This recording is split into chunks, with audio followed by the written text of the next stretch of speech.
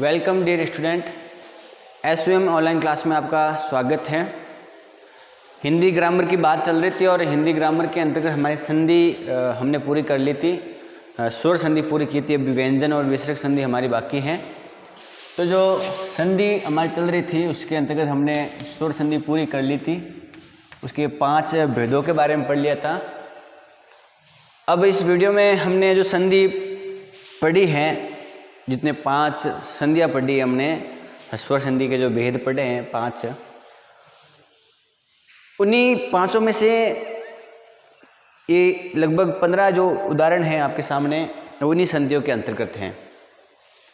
अब देखो, आपको पहले तो अपनी कॉपी निकाल कर इन 15 उदाहरणों को लिखना है।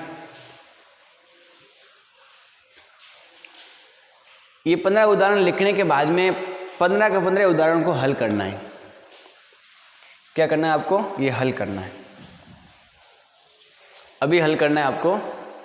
और हल करने के बाद में, इनमें संधि करने के बाद में, इस वीडियो को फिर आप लोगों को आगे बढ़ाना है और फिर 15 के 15 आपको चेक करने हैं। देखो, यहाँ तक तो आपको संधि करनी है इन 13 शब्दों में, और इन दोनों के अंदर संधि विच्छेद करना है। इसके अलावा भी संधि विच्छेद के कई उदाहरण पढ़ेंगे, लेकिन इस वीडियो में अपन इन 13 में संधि करेंगे। इन 2 जो शब्द लिखे हैं मैंने, इसमें संधि विच्छेद करना है, मतलब इनमें तो जोड़ना है, यहाँ अलग अलग करने हैं। तो वीडियो को रोक करके आप क्या करेंगे, इन सभी के आंसर लिखेंगे जो मैंने पीछे पढ़ा है, उन नियमों को याद करते हुए, नियम लगा करके, और पीछे संधि का नाम लिखेंगे। तो जैसे आप लोग मान लो आपने ये किया, इसका उत्तर लिखा, पीछे लिखेंगे कोष्टक में इसमें ये संधि है। बात समझ आ गई? फिर चेक करेंगे कि आपके कितने सही हुए, 15 में से आपके कितने नंबर आते हैं। आप खुद चेक करना कि सर 15 में से मेरे इतने सही हुए, 15 सही हुए, और सबके मुझे पूरे सही होने चाहिए, क्योंकि बिल्कुल आराम से अपने पढ़ना है, इतने विस्तार से पढ़ना है, इतने उदाहरण भी किए हैं, हर संधि के बाद में कई उदाहरण किए हैं। तो ये बात आपको समझनी है और करनी है।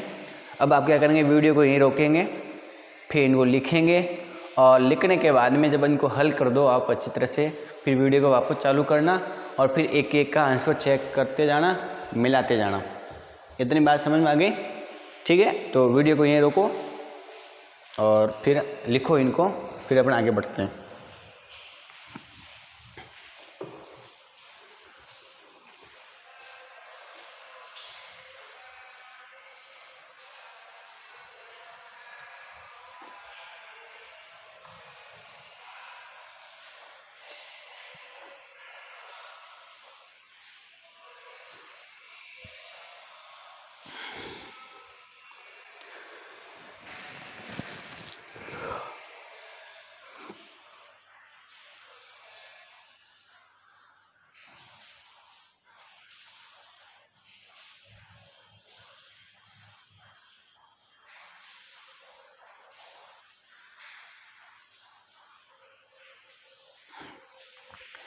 ठीक है, अब इनके एक एक आंसर करते हैं अपन। संधि पहले देखो, अपन ये समझेंगे कि इसमें कौन सा नियम लगाना है, किस संधि के नियम इसी में लगेंगे। जो पहला शब्द है आपका देह प्लस अंत, इस शब्द के अंदर कौन सी संधि हो सकती है, तो नियम जरूर याद रखें आप जो नियम बताए हैं। तो पहला शब्द है देह प्लस अंत। अब देखो, प्लस के पहले जो व्यंजन लिखा है, इसमें कौन सा स्वर दिखाई दे रहा है, ह के अंदर कौन सी मात्रा दिखाई दे रही है, कौन सा स्वर दिखाई दे रहा है आपको? अ दिखाई दे रहा है।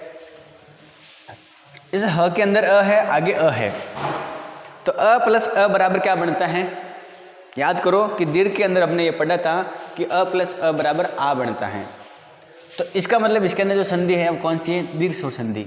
तो दे का दे लिख दिया, ह में से अ निकाल दिया, ह हो गया आधा, अ प्लस अ बराबर आ बनता है, तो हा लिख दिया, और ये आ इसमें जोड़ा है, अ इसमें, तो इसके ऊपर अनुस्वार लग गया, तो देहांत बन गया। संधि कौन सी है आपकी? दीर्घ संधि।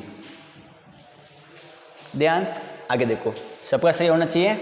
परम प्लस अणु, म में क्या है? अ, आगे क्या है? अ, तो अ प्लस अ बराबर क्या बनता है? आ बनता है। तो वैसे के वैसे पर म में से अ निकाल दिया था, ठीक है, और अ जोड़ा तो माँ बन गया। अणु, परमाणु। संधि कौन सी है? ये भी दीर्घ है। सु में क्या है? उ, और ऊ के बाद में फिर क्या है? ऊ, तो ऊ प्लस ऊ, बराबर क्या बनता है, बड़ा ऊ, दीर्घ स्वर संधि, तो बड़ा ऊ बनता है तो सु बड़ा बन जाएगा और ऊ का प्रयोग हो गया पीछे आधा कवर्ती सुक्ति। इसमें भी दीर्घ संधि कौन सी है, दीर्घ स्वर संधि। पुष्प प्लस इंद्र, प में क्या है अ आगे ई, तो अ प्लस ई बराबर क्या बनता है ए। तो पुष्प में प आधा लिख दिया पुष्प के अंदर, दोनों जोड़कर ए बना तो प में ए की मात्रा तो पे और ई का प्रयोग हो गया नंद्र, पुष्पेंद्र बन गया। संधि कौन सी है, गुण संधि। हो गया। अब देखो आगे, पर प्लस उपकार, र में क्या है, र में अ आगे क्या है ऊ, तो अ के बाद में ऊ हो तो क्या बनता है, ओ बनता है।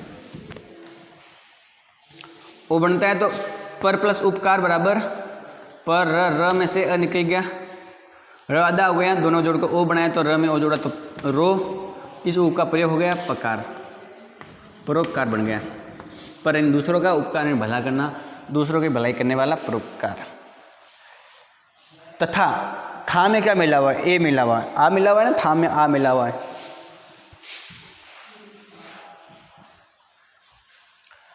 था में आ मिला हुआ है, आगे ए है, तो अ या आ के बाद में ए या आई आए तो क्या बनाना है आई। वृद्धि स्वर संधि में नियम पड़ा था, तो त था में से आ निकल गया, आ निकल गया, थ हो गया आधा, जोड़कर आई बनाया तो थाई और ए का प्रयोग हो गया व, तथाई बन गया। और इसमें संधि कौन सी है, वृद्धि स्वर संधि।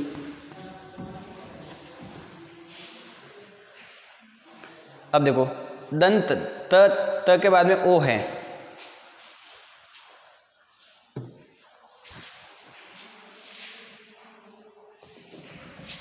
त में अ है आगे ओ है, तो अ या आ के बाद में ओ औ आए तो उसका क्या बनता है, औ बनता है। तो त में से अ निकल गया, त हो गया आधा, दोनों जोड़कर औ बनाए तो औ लग जाएगा, ताऊ ओ का प्रयोग हो गया आधा स ठ, दंथौष्ठ बन गया। संधि कौन सी इसमें, वृद्धि सुर संधि। तो साथ कर लिए, बिल्कुल सही होनी चाहिए साथ के साथ।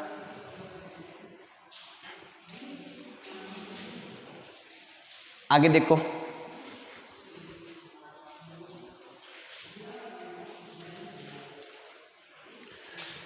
प्रति प्लस एक, ती में क्या मिला हुआ है ई, आगे क्या है ए, ई के बाद में क्या है ए, मतलब असमान स्वर है, तो ई का क्या बनाना है आपको आधा य, तो प्र,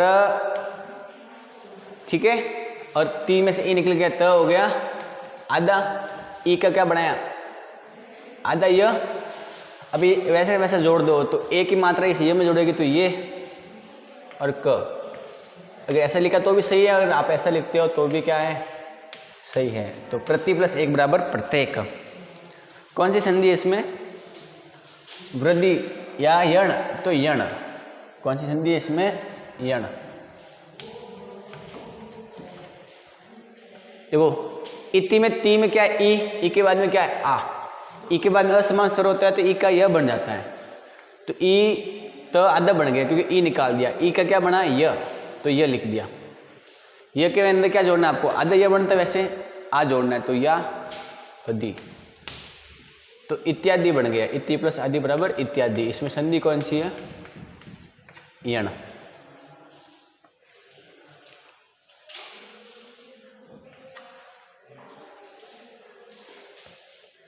आगे देखो, अनु प्लस एसन, नु में क्या मिला हुआ है ऊ, तो अपने नियम क्या पढ़ा था कि ऊ के बाद में असमान स्वर आए तो ऊ का आधा वर्ण बन जाता है। तो अ का अ, नु में से ऊ निकल गया, न हो गया आधा, और ऊ का क्या बनाया व, आधे व, ए की मात्रा व में जुड़ जाएगी तो वे, और सन अन्वेषण बन गया। संधि कौन सी इसमें भी, यण।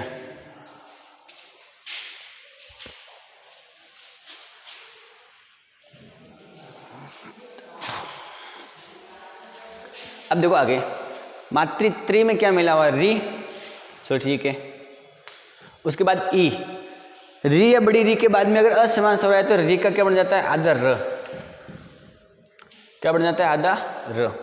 तो माँ का माँ लिख दिया, त्रि में से री की मात्रा निकाल दी, त हो गया आधा, और आधे र के बाद में अपने री के क्या बनाया, र, तो आधा र लिख दिया। आधे र के अंदर मैंने ई की मात्रा जोड़ी तो क्या हो गया, री। ठीक है, और ऐसे कैसे लिख दिया। अब देखो इसको ऐसे भी लिख सकते हो आप, तो माँ त और र को मिलकर त्र बनता है, और री की मात्रा है तो त्रि, और तो वैसे वैसे हो गया। तो मातृ च बन गया। इसको मैं सही लिख देता हूँ, और दोनों सही है, अगर आपने दोनों लिखे तो दोनों आपके सही है।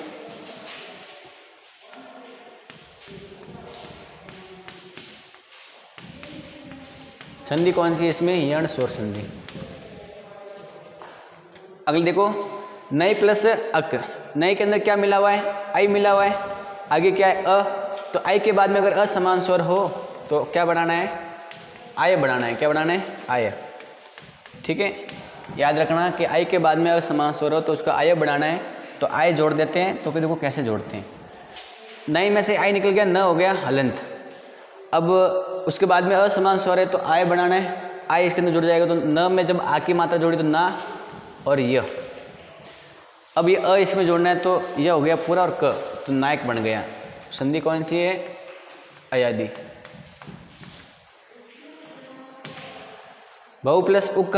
बहु के अंदर औ है, औ के बाद में असमान स्वर हो तो उसका आव बनता है, तो भ आधा हो गया, आव बनता है तो भाव व बन गया, और ऊ है तो वो बन जाएगा, और क तो भावुक बन गया।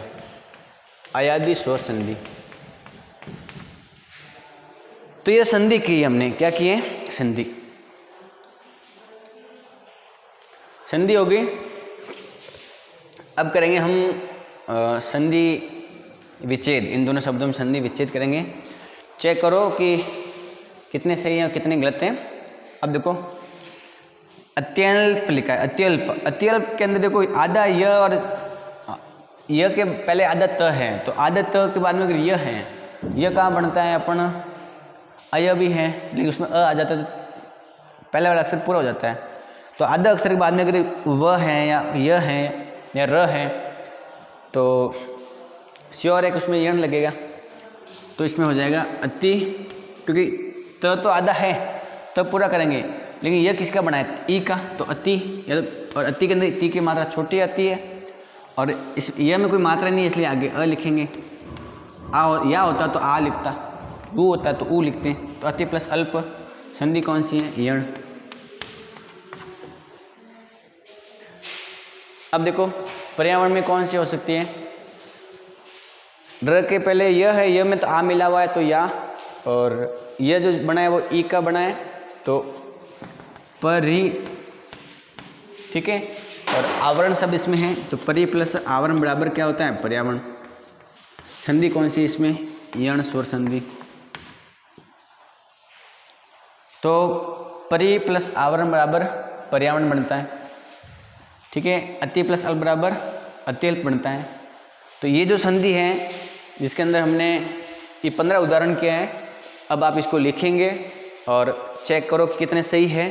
जिसके पूरे सही हैं बहुत बढ़िया, जिसके सही नहीं हैं वो पिछले वीडियो को देखें दोबारा और समझे कैसे हल करना है। और संधि का नाम भी ज़रूर याद रखना है, ध्यान रखना है, और इन संधियों के जो भी सूत्र हैं वो ज़रूर याद करें। साथ में अभी इसको लिखो।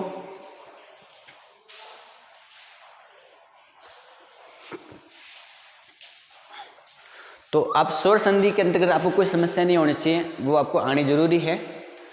अपने इनको कर लिया है, 1 मिनट का टाइम में लिखो। और फिर अगले वीडियो में हम व्यंजन संधि की शुरुआत करेंगे। व्यंजन के नियम पढ़ेंगे, व्यंजन स्वर संधि, स्वर तो होगी, व्यंजन के बारे में बात करेंगे। व्यंजन की बात करने के बाद में विषय की बात करेंगे, और फिर आपकी जो संधि है वो पूरी हो जाएगी। तो आज के लिए इतना इस वीडियो में, बाकी अगली वीडियो में बात करेंगे। धन्यवाद।